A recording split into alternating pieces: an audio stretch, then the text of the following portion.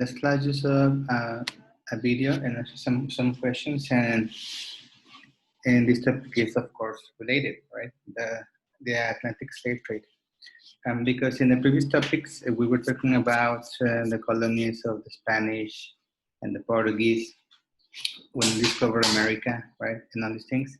And this is something that happened after that. Let's see. Um, More Europeans came to were living in Europe, and a lot of people moved to America, right? And the trade was important. And with this, an Atlantic slave trade began, right? Because they needed more people to work in the colonies and basically in the plantations, right? We are going to make these comments.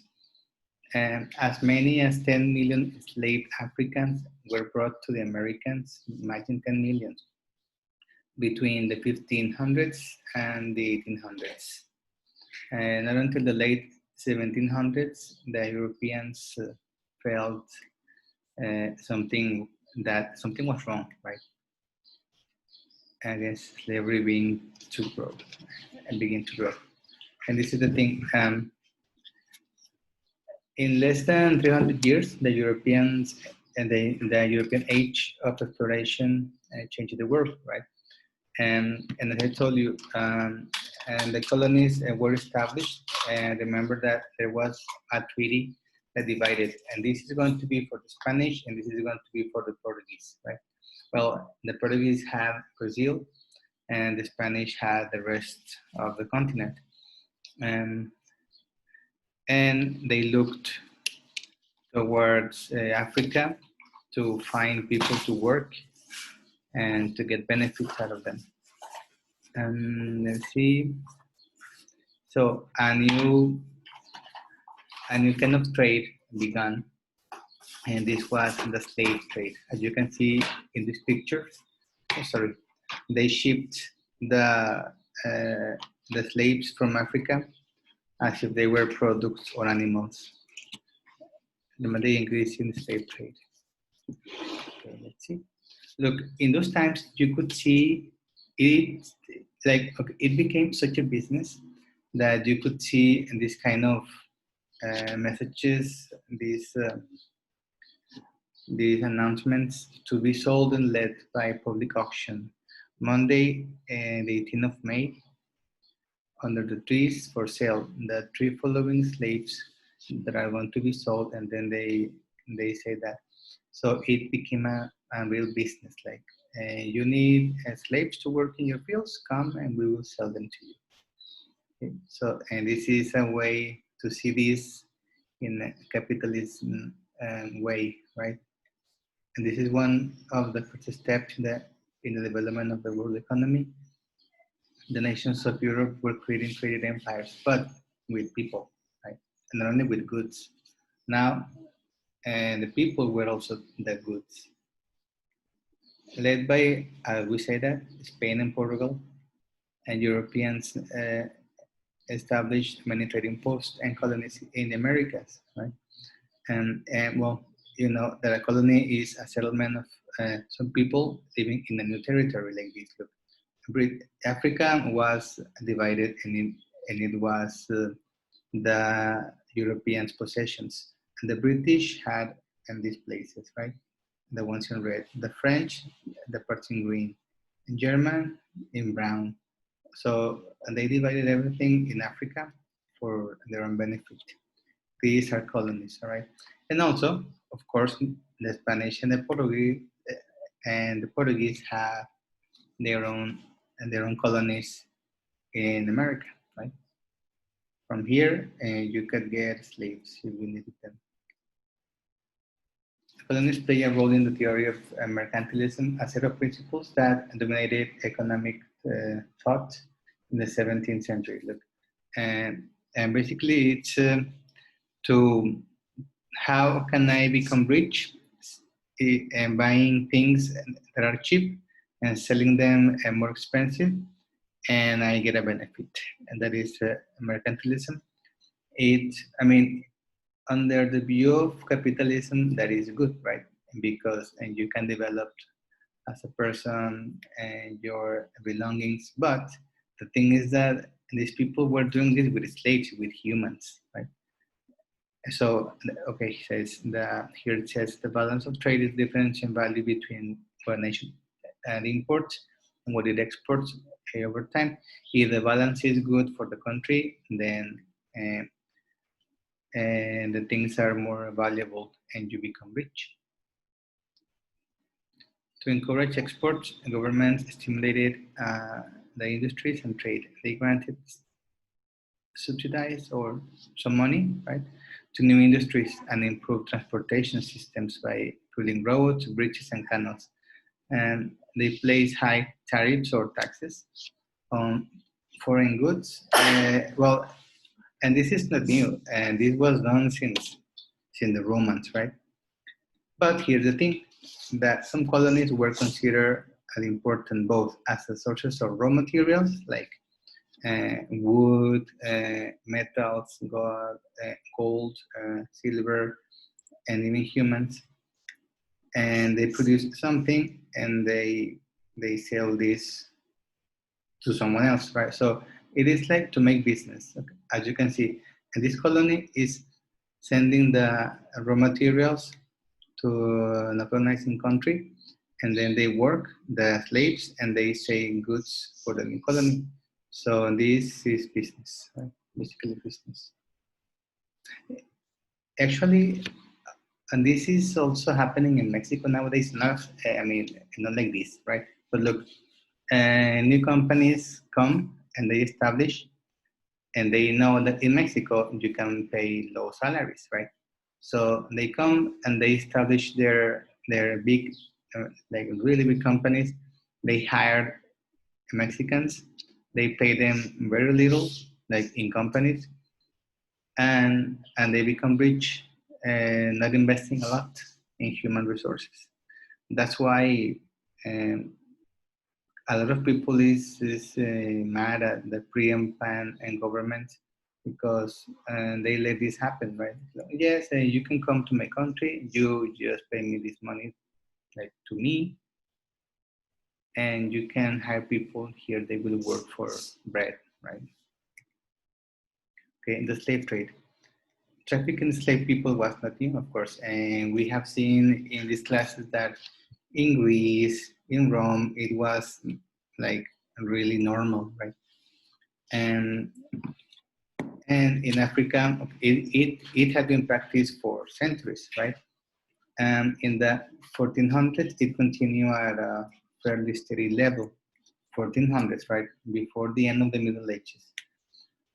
And here's the thing, the primary market for slaved Africans was Southwest Asia.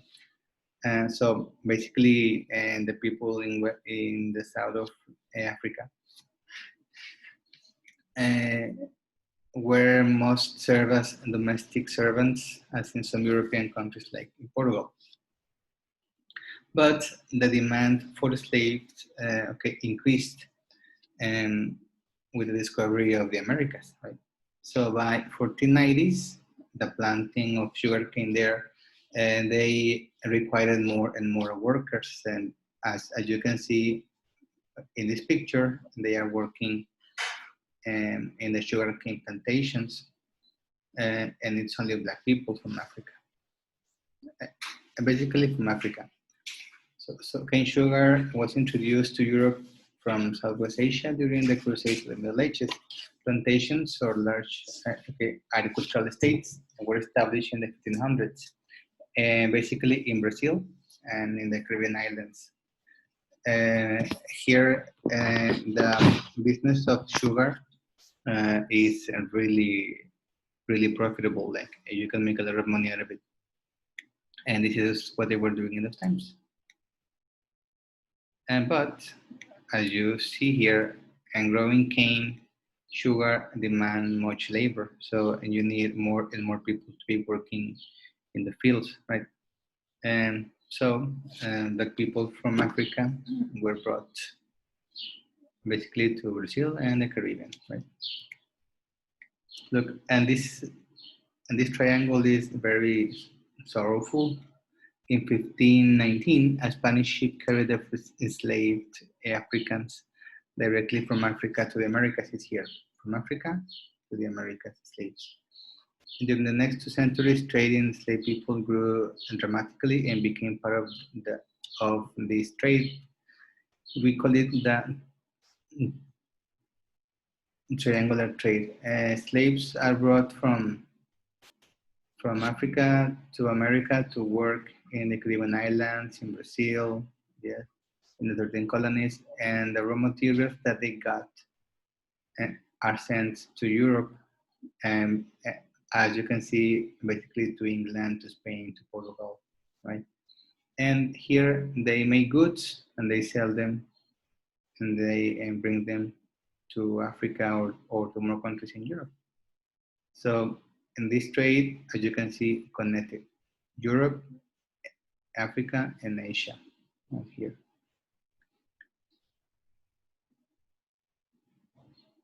Right, European merchant ships carried European manufactured goods such as guns and clothes to Africa, where they were traded for slave people. So as you can see, if you wanted to buy a slave, you can only give them one gun or some clothes, and you can get a person.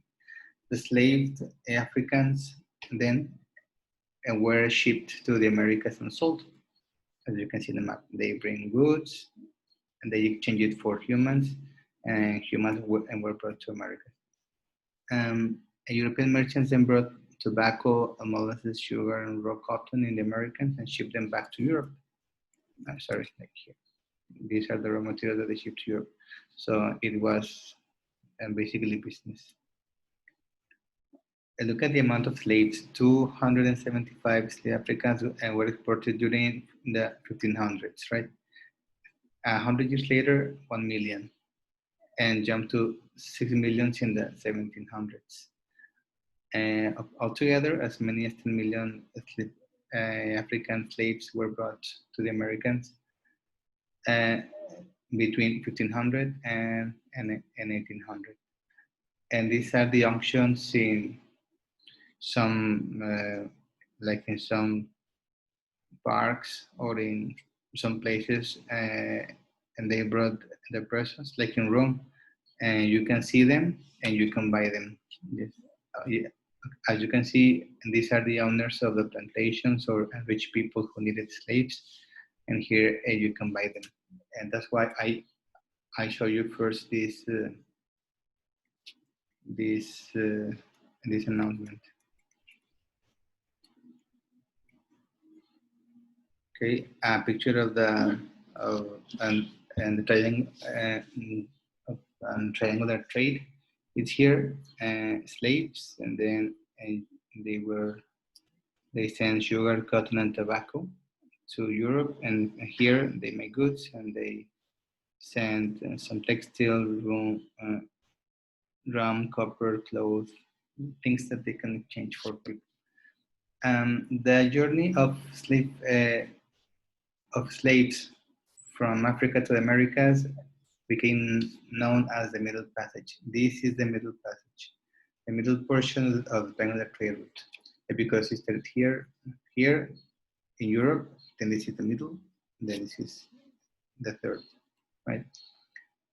Many slaves died in the journey, and because of the conditions, of course, they were all cramped in the ships, and they didn't have like enough food. They became sick, and they had little immunity. So, look, in one ship, how many slaves can be brought, right? And the slaves who survived more often were the ones who were born in America, right? And the ones that were shipped and they could die more easily, right? And the new generation developed at least a partial immunity to many diseases, and because they were living in the new continent, right? Owners, however, rarely encourage these people to have children. Yes, because it was not business. If a woman is pregnant, then how is she going to work? Right? Like this, and some companies nowadays have this idea. Many slave owners, especially on islands in the Caribbean, believed that buying a new slave person was less expensive than raising a child from birth to working age. So you can see it was cheaper to buy a new one than to let the woman like to take care of the children and wait until he is strong enough to work. So imagine. Sources of slave African. Okay, let's see. And of course, if there was a war, the people who lost and became slaves, basically in the 1400s. And first, Europeans brought these people from African merchants at slave markets in return for gold, guns, and other European goods. As I told you, like if you wanted to have a slave, you can buy it, or you can just exchange it for a gun or gold. Well, the goal is to buy them, but you can use some products that you have, right, to buy slaves. Locally, slave traders first obtained their supplies of slave persons from nearby coastal regions. Ah, look, yeah. First, like if you see the map of Africa, they got the slaves from the coasts, as you can see in this picture. But when there were just a few people left, they went inland to find their victims, and they came with guns. So they started to invade villages and to take the people from there. And the king Afonso of Congo and sent a letter to the Portuguese saying, okay, so great is the corruption that our country is being completely depopulated. Of course, and they didn't care. They ignored the protests, and they came with guns, as you can see, to the villages to get more slaves. If you didn't want to go with them, they would kill you. So easy as that. As if these people were worth nothing, and because it was seen or viewed as a source of income, and they were seeing this like, I don't know, like animals that you can use to work to get some benefit. What was an effect? As I mentioned, villages were abandoned. The population of some areas, and the strongest and the youngest men and women were taken. So only the old ones remained, and there, how could they survive without the young people? The desire of slave traders to provide a constant supply of slave persons led to increase in warfare in Africa. Okay, yes, so of course, and the people started to refuse, to complain, and a lot of wars came, right? And coastal or near coastal African chiefs and their followers, armed with guns acquired from the trading slave people, increased then raids and wars on neighboring peoples. Yes, it's like they were conquering Africa to get slaves, and that was the basic idea, right? There was a spot, Benin. It had a devastating effect because they came here and they exterminated also the whole village.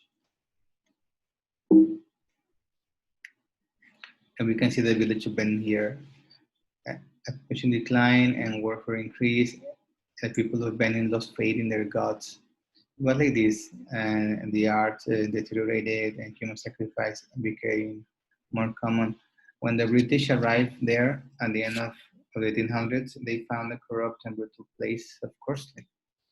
Their moral was, I mean, the moral of the one that survived was destroyed. It took years to discover the brilliance of the earlier culture and destroyed by slavery. And they had their own culture, their own traditions, everything. It was a very strong community. And this is the last slide, the defenders. I like this. And the use of enslaved Africans remained largely acceptable to European society. Like for the Europeans, it was normal, it was okay, it was not a big deal. And and Europeans continued to view Africans as inferior beings fit chiefly for slave labor. Like, okay, and these people are perfect to be slaves and to work for me. Uh, I just have to uh, just keep them alive as much as they could. But uh,